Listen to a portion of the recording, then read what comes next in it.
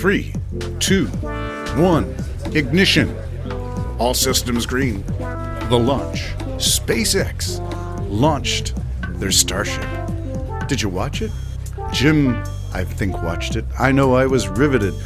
I had a picture of me in my little hobbit hole with all my screens tuned to different coverage of the launch. So it looked like I was in SpaceX Command Center with Elon Musk.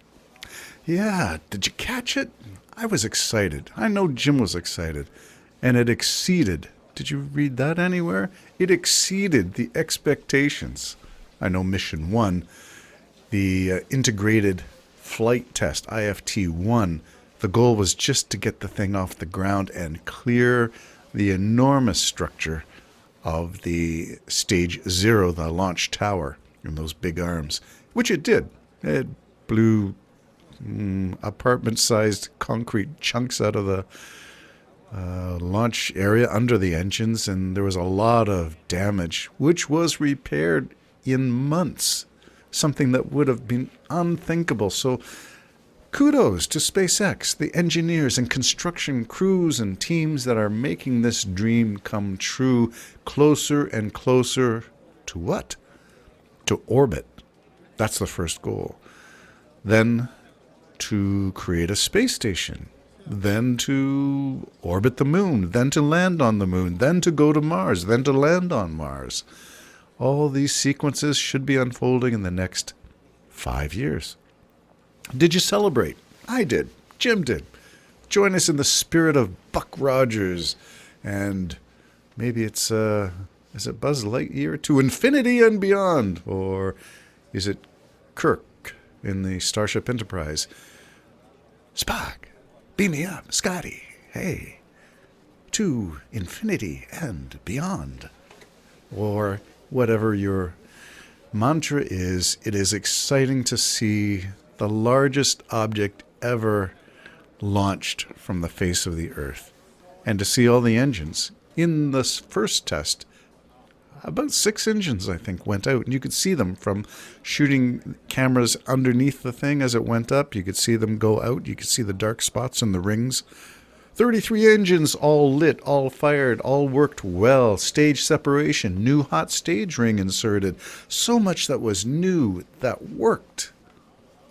And I think that's to be celebrated. So kudos to Elon Musk and his SpaceX team, his crew of engineers, his all of his coders, all of his software engineers, all of the construction expertise in innovating construction, approaches to space travel, approaches to launching systems, approaches to rapid repair, rapid deployment, rapid reusability, all of these things that are to be celebrated.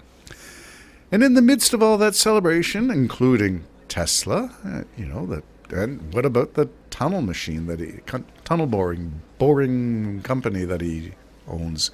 All of that is still in the works too. And what about the satellite delivery systems that he's got? And what about Starlink? And yeah, there's so much to celebrate. Yet, in the midst of all that, I have some nagging doubts about stuff. It's all well and good to be intellectually smart, well and good to be claiming that you know more than a lot of other people, and probably he does. But it's another thing to lack the character that is requisite with that kind of knowledge and power and wealth. Yeah, so where am I going with all this? Well, Elon Musk has gotten himself into trouble on X. Do you remember Twitter? Now called X. I still call it Twitter. I'm reluctant to go. I'm sorry, Elon Musk, but Twitter, maybe I'm diehard, old school, hardcore. I call it Twitter. Not to flaunt anything, but just to say, you bought it. Doesn't mean you can name it. It is what it was. Not rebrand. It's still the same. Anyway, what's going on there? How about anti-Semitic rhetoric on that platform, which Elon Musk endorses? Now, he says pretty sketchy stuff that, you could call him up on, but to endorse a claim that Jewish communities are pushing hatred against white people, All of that on a series of posts on Twitter. His remarks have drawn condemnation, and I'm reading from, it's an article that I found, and I just picked up anything in random, so I haven't really researched into this, which I would usually do. The article is called Barron's, which seems to be an economic or business oriented, but I should find out more about it before quoting from it. But it is in print, so you can check it out for yourself. This is November 20th, 2023, and the title is Musk's Strategy to Contain Anti-Semitism on X. Fallout is to go thermonuclear. That means Elon Musk is threatening to sue. To sue who? To sue advertisers who are pulling their advertising after he is saying, he being Musk, is saying and promoting what I would say are blatantly, flagrantly anti-Semitic claims. And he is going to take them all to court by the looks of it. His remarks on X about Israel, Jewish communities pushing hatred against white people, those remarks drew condemnation, as you would expect, from the Anti-Defamation League, which is the Jewish organization to call into awareness anti-Semitism wherever it may be found. So Musk's remarks, which included, by the way, calling Zelensky of Ukraine a butcher and a Nazi, these kinds of things really just dug him a deeper and deeper hole. It sort of reminded me of the kind of hole that was under the integrated flight test number 1, that size of hole that was under the spaceship during launch. That's how deep this hole is getting, because the repercussions, when your advertisers listen to what you say and judge you wanting, I don't think you can sue them, but he's going to try something. Anyway, IBM has withdrawn, Apple has withdrawn, Lionsgate Entertainment has withdrawn, and I think the list has grown since this article has been penned. So advertisers, that means revenue. That means, Twitter's not making money. Not enough to keep the thing afloat. And all because, these wouldn't be issues if you didn't put your foot in your mouth. So anti-Semitism. Musk defended himself on the weekend, saying there are hundreds of bogus media stories claiming I'm Semitic, anti-Semitic. Nothing can be farther from the truth. I am wondering to what extent he bears responsibility for blowing his launch pad up himself. To what extent he lit the whole thing on fire. I mean, it's one thing to endorse an anti-Semitic comment of others. It's another thing to say it yourself. Well, proof is in the pudding, I guess, and if you got it in writing, if you got the tapes, as they say, then, you're sort of, doing it to yourself. And when you threaten other people, that's just like Trump, and that seems to be a right-wing approach. When you get found out, you bluster, you blow off some steam, you huff and puff and blow the place down in the hopes that your reality will not be found out, which is you're anti-Semitic.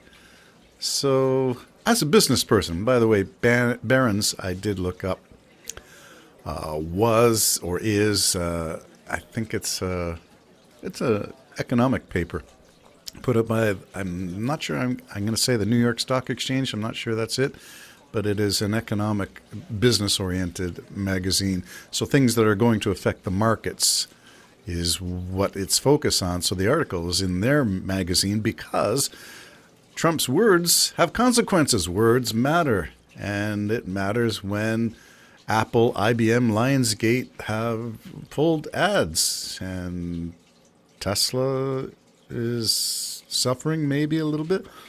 Does it have an impact on the market? Well, last week, I don't know when it erupted, Thursday last week, stocks were down for Twitter, I guess a few percentage points, maybe $9 a share. I'm not sure what the selling price is, but it seems to be a rebound.